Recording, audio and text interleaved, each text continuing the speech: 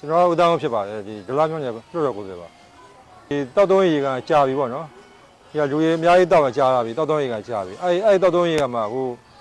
ဒီဟွာပေါ့ပိုက်ဆိုင်ရဆိုပြီးတော့မှလူတယောက်ကလာပြီးတော့ဒီတစ်ပင်ကြီးခုတ်သွားပြီးတော့ဒီဟာကိုရဲဖုတ်မယ်ပေါ့သူဒါကြီးရဲဖုတ်မယ်ပေါ့နော်ဒီတစ်ပင်ကြီးတွေပဲထဲမှာထားပြီးတော့ဖုတ်မယ်ဆိုပြီးတော့ဒီရေကကိုလုံးသုံးလို့မရအောင်ဖြစ်သွားတယ်အဲ့ဒါနဲ့ပတ်သက်ပြီးကျွန်တော်ဒီဟာဆက်ပြီးတော့ဟိုတော့ဒုတိယအချိန်ရန်ကုန်ကျန်းနေတဲ့ชุดတော်မှာကျွန်တော်မေးခွန်းမေးထားတယ်ဒီစီကမဲ့ကြီးဟွာကြီးပေါ့နော်ဒီခြံစည်းရုပ်ကာရနဲ့ပတ်သက်ဘယ်လိုရေးရမယ်ဆိုပြီးမေးရခါမှာသူတို့အရေးယူထားပါရဲ့ဒါရောဒါဥပဒေနဲ့ညီမှုမရှိဘဲနဲ့ဖြစ်တဲ့ကြောင့်ဒါကိုလက်ရှိမှာ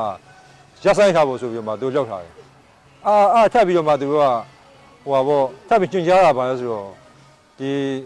ဥပဒေရုံးမှာအကြံအကြောင်းပြီးတော့မှဆက်ပြီးတရားစွဲပါဆိုပြီးတော့မှဒါကိုစွဲခိုင်းတာဒါရောရပ်ဆိုင်မှုညွှန်ကြားပြီးသားဒီအုပ်ရရဲ့ခတ်ဖို့ဒါရင်မလုပ်ဖို့အကုန်လုံးညွှန်ကြားပြီးသားအဲ့တော့ဒီဟာရဘယ်လိုလဲဆိုတော့ဟိုဥပဒေကဒါမဲလုံးဝရှိနေတယ်ဒါရန်ကုန်မြို့နယ်အကြီးတစ်ဝါရဖြစ်တယ်ရန်ကုန်မှာရှိတဲ့ဟိုကက်ရဲပဲဖြစ်တယ်မကြသေးတော့မှဒလာရဲပဲ